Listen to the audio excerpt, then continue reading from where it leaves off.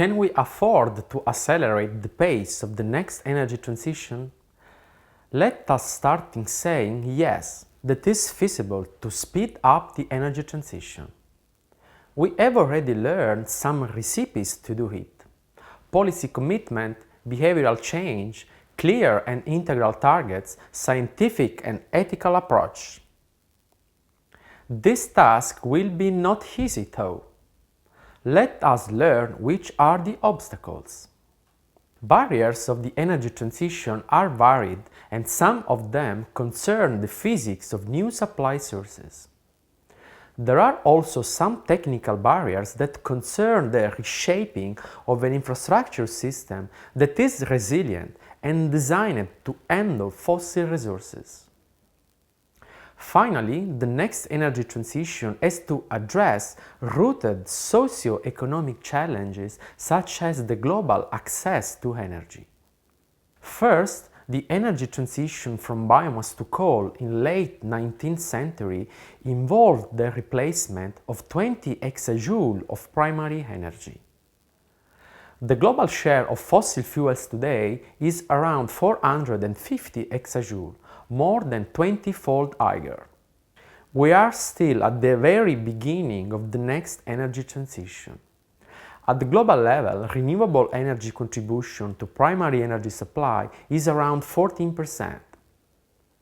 Only modern renewables can increase substantially this share, but their contribution is still below 2% of TPS.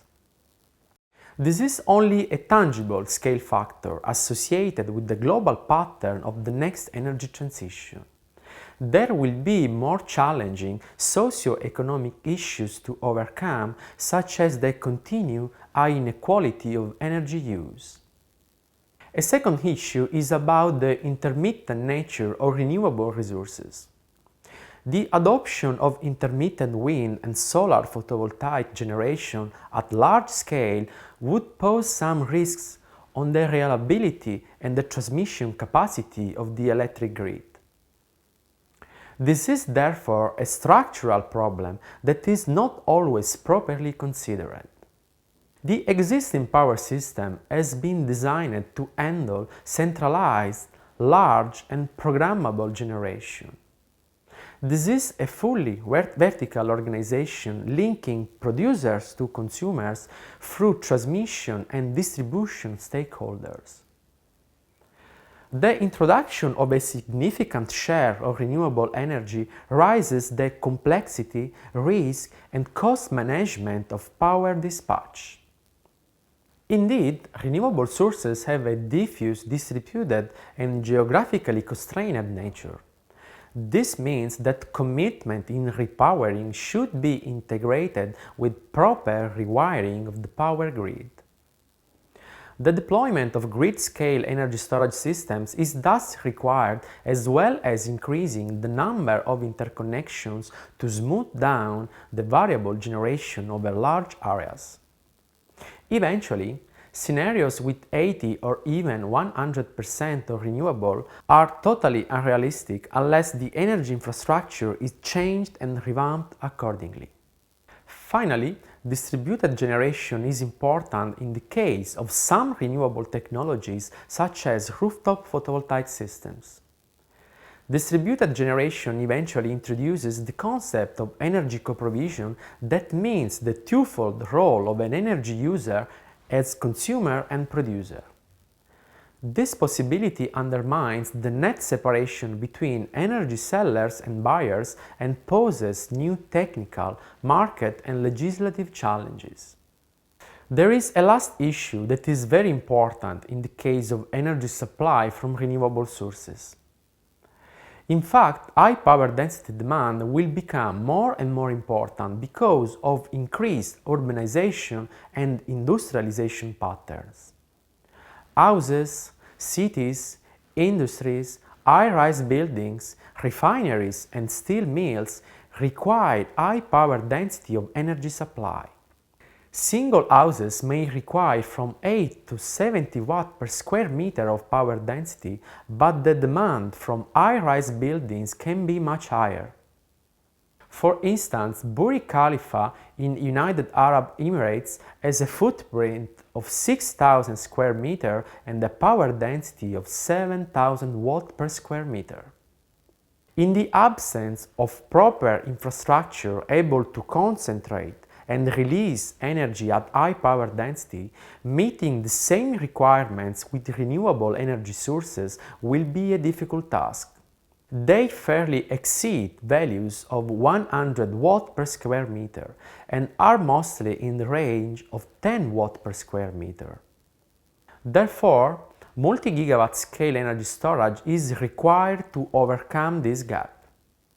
To date, only power-to-gas systems like hydrogen production from renewable sources through electrolysis show the capability to meet this bulk storage requirement.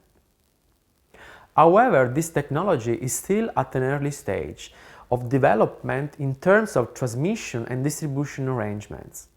Again, energy infrastructure is a major technical barrier for energy transition.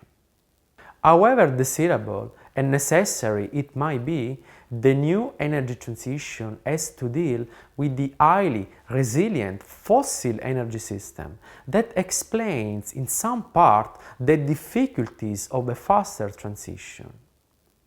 Beyond the high power density, fossil fuels have high energy density.